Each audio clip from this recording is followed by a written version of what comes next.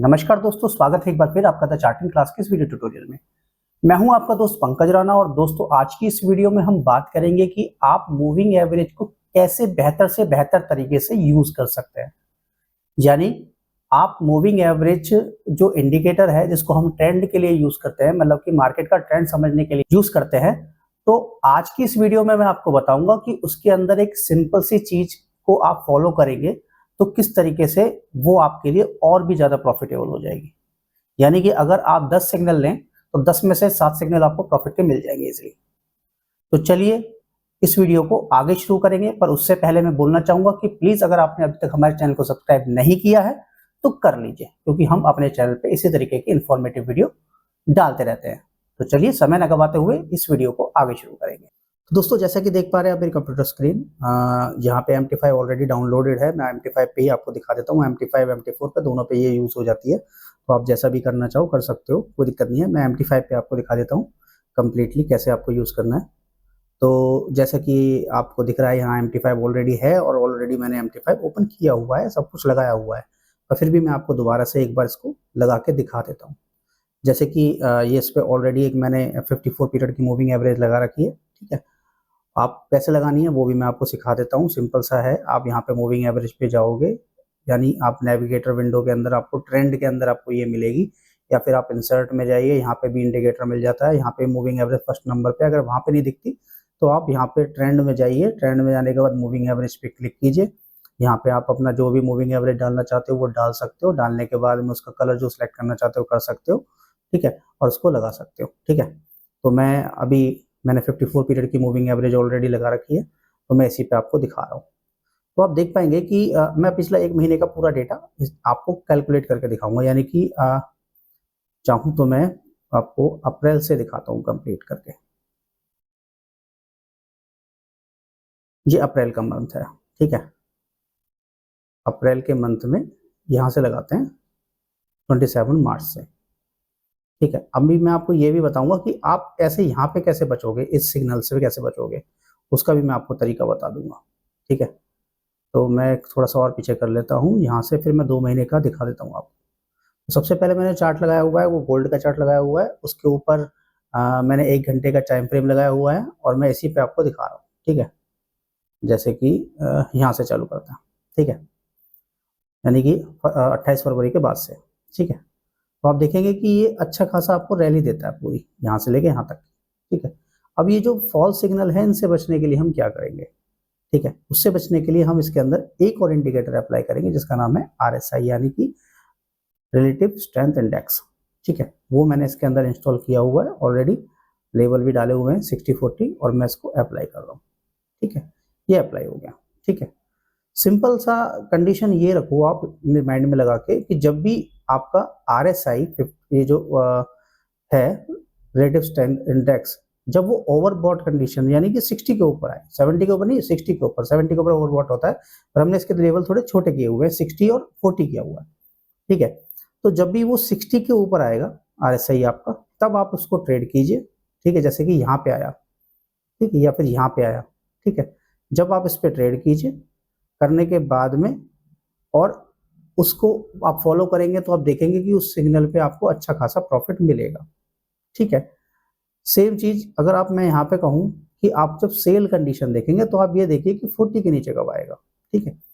अब यहाँ पे 40 के नीचे नहीं आया, ठीक है, यहाँ पे 40 के नीचे आया है, बट 40 के नीचे एक बड़ी कैंडल है तो कैंडल ब्रेकआउट होना बहुत जरूरी है, वो चीज भी आपको देखना है, ठीक है।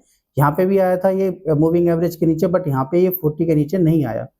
यहाँ पे भी आया, पर यहाँ पे ये बहुत बड़ी कैंडल पे आया, तो यहाँ पे इसको इग्नोर करेंगे, ठीक है। हो सके तो अगर लेना भी है तो एक छोटे ट्रेड, मतलब कि छोटा सा आप लेके ट्रेड और उसको कट कर देंगे अगर ज्यादा बड़ा नुकसान होता है तो। इस तरीके से यहाँ पे देखिए, यहाँ पे फिर बाय आया, बट यहाँ पे जो RSI है आपका, यहाँ पे आपको दिखता रहेगा, आप यहाँ पे भी देख सकते हो, ठीक है। यहाँ पे बाय आया, पर यहाँ पे जो RSI है वो 52 है, तो यहाँ पे ट्रेड हमारा नहीं होगा, ठीक है। फिर वापस नीचे आया यहाँ पे फिर दोबारा से आप देखिए कि नहीं है, ये जो वैल्यू है वो 40 के नीचे नहीं आया, तो यहाँ पे भी हम नहीं लेंगे, ठीक है। यहाँ पे फिर आया ये, फिर यहाँ पे भी RSI नहीं है 60 के ऊपर, तो नहीं लेंगे। यहाँ पे आया तो फिर भी नहीं लेंगे, यहाँ पे आया नहीं आया, ठीक है, तो इस तरीके से आप देखो कि यहाँ पे अगर आया है तो यहाँ पे भी ये RSI जो है वो नहीं आया उसके नीचे, तो हम इग्नोर करते रहेंगे जब तक। हम जब ही लेंगे तब जब हमारा ट्रेड, जब ये मूविंग एवरेज उसके ऊपर क्लोज हो और जो कैंडल क्लोजिंग भी है जब हुई है उस टाइम पे जो RSI की वैल्यू हो वो 60 या 60 से ऊपर हो। तो यहाँ पे देखिए अब 60 के ऊपर आया है। अब यहाँ पे मेरा ट्रेड हुआ है 2909 पे, ठीक है, बाइंग का। और आप देखिए कि ये ट्रेड मेरा कितना लंबा चला है। और अगर मैं सिग्नल टू सिग्नल पे चलता हूँ तो इस सिग्नल पे मेरे को कम से कम उसने कितना प्रॉफिट दिया, 2909 था ना, मैं देख लेता हूँ दोबारा से। यहाँ पे मेरा बाइंग हुआ है 2910 और ये यहाँ पे जाके उसने यहाँ पे सेल दिया है, यहाँ पे एग्जिट कराया, ठीक है। तो करीबन आपको इसने 110 120 पॉइंट दिए हैं, जो कि बहुत बड़ा अमाउंट होता है अगर आप उसको फॉलो करें तो। अब देखो जब ये RSI जब ये आया यहाँ पे नीचे इस छोटी कैंडल पे तो ये 42 था, ठीक है, 42 RSI, इस कैंडल पे 42 RSI था, ठीक है, यहाँ पे दिखेगा आप। तो आप देखिए यहाँ पे 42 था, उसके बाद नेक्स्ट कैंडल ब्रेकआउट हुई, आप यहाँ पे ट्रेड कर सकते हो कुल मिला के फिर भी। बट अगर छोटे एसएल के साथ में, ज्यादा बड़ा एसएल नहीं, छोटे एसएल के साथ में आप ट्रेड कर सकते हो, ठीक है। अभी देखिए यहाँ पे ये रह गया हमारा, यहाँ पे जब आया था ये 60 के ऊपर नहीं था, दोबारा बाय आया तब भी ये 60 के ऊपर नहीं था। यहाँ पे वापस ये सेल आया, नहीं आया सेल, क्योंकि यहाँ पे देखेंगे आप जो RSI है वो 40 और 60 के बीच में घूम रहा है। तो मतलब यहाँ पे हमें कोई ट्रेड करना नहीं है। हमें ट्रेड कहाँ करना है, जब हमारा यहाँ पे आया। देखो यहाँ पे देखो कितना अच्छा सिग्नल आया, जब यहाँ वैल्यू थी 52 था, इसके ऊपर आया, क्लोजिंग हुई 56 आया और इसके ब्रेकआउट पे आपका ट्रेड हो गया, यहाँ 62 आ गया, ठीक है। तो आपने यहाँ पे ट्रेड ले सकते हो, क्योंकि देखो ये पिछली बार जितने भी यहाँ पे एक सपोर्ट लेवल बनाया हुआ तो सबको तोड़ के ऊपर चला गया, तो यहाँ पे आपका ट्रेड बना और यहाँ से यहाँ तक आपने फिर दोबारा मार्केट में यहाँ से आपका ट्रेड बना है, जहाँ पे मैंने लाइन बनी हुई है, और यहाँ से लेके यहाँ तक आप ये देखिए, यहाँ फिर आपको इसमें कम से कम $80 का प्रॉफिट हुआ। यहाँ पे इसने एक ट्रेड दिया है आपको, 40 के नीचे चल रहा है, बट इसका ब्रेकआउट नहीं दिया। और दूसरी भी चीज़ क्या है कि यहाँ पे वापस उसका एसएल बुक कर लिया। तो आप छोटा मोटा एसएल ले लेंगे, कोई दिक्कत वाली बात नहीं है। पर जब ये आपको एंट्री देगा तो आपको एंट्री बहुत ही अच्छी देगा। जैसे यहाँ पे देखिए, यहाँ पे बाई का सिग्नल दिया बट यहाँ एंट्री नहीं है, यहाँ पे भी कोई एंट्री नहीं है। उसके बाद यहाँ पे देखिए कि सेल भी नहीं बना, यहाँ पे देखो, यहाँ पे जाके सेल बनाए और वहाँ तो हम लेते भी नहीं, ठीक है। वापस ने यहाँ पे बाय बना दिया, ठीक है।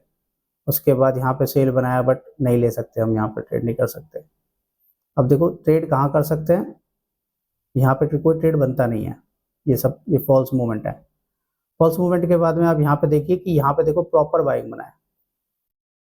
आप यहाँ पे देखिए, यहाँ मूविंग एवरेज जो थी यहाँ पे 59 थी, यहाँ पे ट्रेड कर सकते हैं, यहाँ भी ट्रेड कर सकते हैं। फिर आपको मिल गया एक ट्रेड 30-37 पे एक ट्रेड बना, ठीक है, ऑलरेडी बना हुआ, उस पर लाइन बनी हुई है। और क्योंकि मैं फॉलो करता रहता हूँ चार्ट्स वगैरह तो पता चलता रहता है, तो मैं लाइनें लगा के रखता हूँ कि कहाँ पे बाय बना, कहाँ पे सेल बना।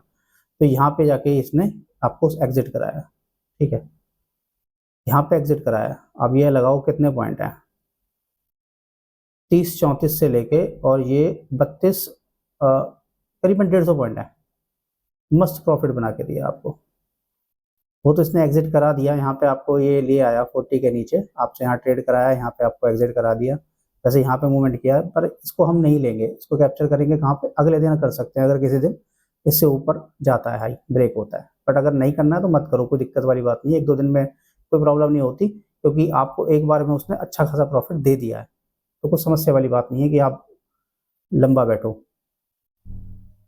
यहाँ पे फिर उसने सेल दिया है, यहाँ सेल देने के बाद में आप देखो कि यहाँ से लेके और यहाँ तक उसने अच्छा खासा आपको प्रॉफिट बना के दिया। तो आप देख पा रहे होंगे कि इस तरीके से आप फॉलो करेंगे इसको प्रॉपर तरीके से, तो ये आपको हमेशा प्रॉफिट बना के देगा। तो ये मूविंग एवरेज की स्ट्रेटजी आपके लिए बहुत ही ज़्यादा इंटरेस्टिंग है। और दूसरी चीज़, अगर आप इसका एल्गो भी बनवाना चाहते हैं तो वो भी एल्गो हम बना देते हैं।